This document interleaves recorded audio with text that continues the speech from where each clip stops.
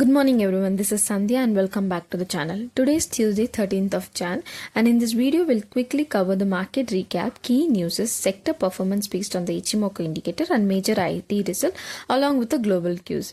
Indian equity market intraday volatility today, Nifty 50 opened around 25,669, slipped in the first half but respected its key support at 25,680 with further supports placed at 25,470, 25,400 and 25,345.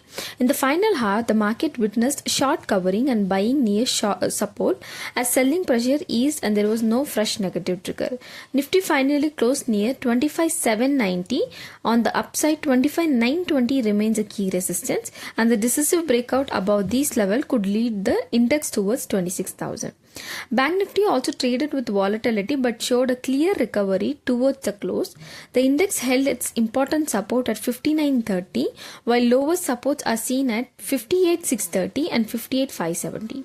The late pullback was driven by short covering and selective buying in heavyweight banking stocks as selling pressure cooled off near key levels. On the upside, 59.520 to 59.570 is an immediate resistance zone and sustained above this would push Bank Nifty towards 59,900 and the psychological 60,000 mark. Talking about sectorial action today, metals and PSU banks traded bullish. Metal stocks moved higher on short covering and hopes of demand revival as global metal price stabilized and concerns around further sharps slowed on eased. PSU banks gained on bargain buying after recent correction supported by the expectations of stable asset quality and government backing while bond yield remains largely steady. On the downside, pharma, auto, FMCG and IT stocks remained under pressure. Pharma stocks saw profit booking after recent defensive rally as the risk appetite improved slightly in the broader market. Auto stocks faced the pressure due to the valuation concerns and cautious demand outlook while FMCG stocks declined on the worries over rising input costs and margin pressure. IT stocks remained weak due to uncertainty in US tech spending and cautious client budgets despite selective stock-specific buying. Meanwhile, financial services traded neutral as investors stayed on the sidelines awaiting clear cues on the interest rates, liquidity and budget-related announcements. On the institutional front, FII were net sellers on 12th of Jan with outflows of around 7,200 crore while DII continued to provide support, buying nearly 1,700 crore. For the month so far, foreign investors remains net sellers but steady domestic buying has helped stabilize the market amid cautious global sentiment.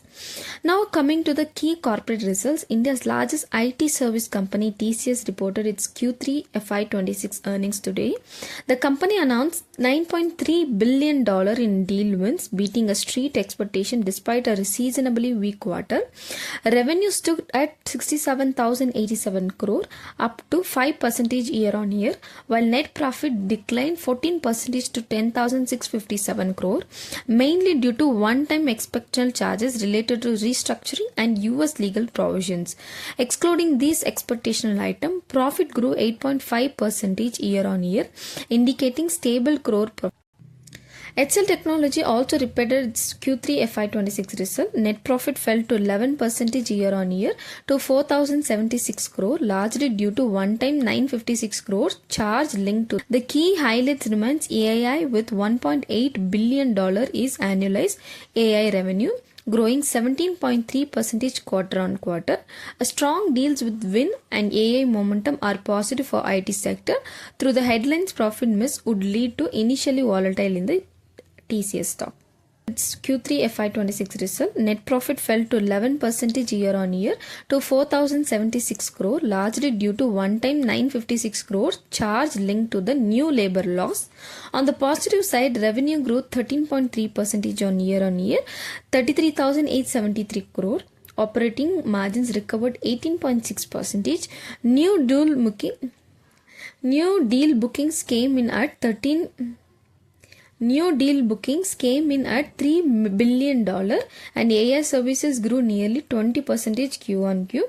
While the profit decline may cause mid-pressure at the opening, strong margins, deal momentum and AI lead growth could support HCL Tech stocks on dips and keep IT sector sentiment possible. From the global market sentiments remains cautious. US Federal Reserve Chair US Federal Reserve adding to the risk of mode, geopolitical tension in the Iran further boosted safe haven demand, increasing volatility across global markets, which Indian investors should monitor closely. In commodities, crude oil prices eased as market trimmed geopolitical risk premium after Iran reassured about production. At the same time, expectations of higher supply than demand next year and lower investment in produce. US Federal Reserve Chair Jerome Powell stated that threats of this criminal indictment are being used as a pretext to pressure the Fed into cutting interest rates. These raise concerns over central bank independence, leading to weaker US futures, so softer dollar and gold hitting record high. Adding to the risk of mode, geopolitical tension in the Iran further boosted safe haven demand, increasing volatility across global markets, which Indian investors should monitor closely. In commodities, crude oil prices eased as market trimmed geopolitical risk premium after Iran reassured about production. At the same time, expectations of higher supply than demand next year and lower investment in producer prices. For India, softer crude prices are positive as they help ease inflation, reduce fuel costs, and improve the trade balance. Finally, on the budget front, the government is likely to peg FY27 nominal GDP growth at 10 to 10.5% compared to an estimated 8% this year, factoring in higher inflation expectations. Nominal GDP plays a key role in fiscal visit and revenue calculation, while higher nominal growth can support sentiment in financials and infrastructure. Rate sensitive sectors may remain cautious ahead of the budget. I have attached the list of today's top gainers and top losers for your reference. That's all for the day. Thank you for watching and stay tuned for the next market updates. This video is for your educational purposes only. I'm not a SEBI advisor. This video is for educational purposes only as I am not a SEBI advisor. This video is for education. This video is for educational purposes only as I am not a SEBI registered advisor. Please do not make any decisions on the investments based on this video. Thank you for watching and keep supporting.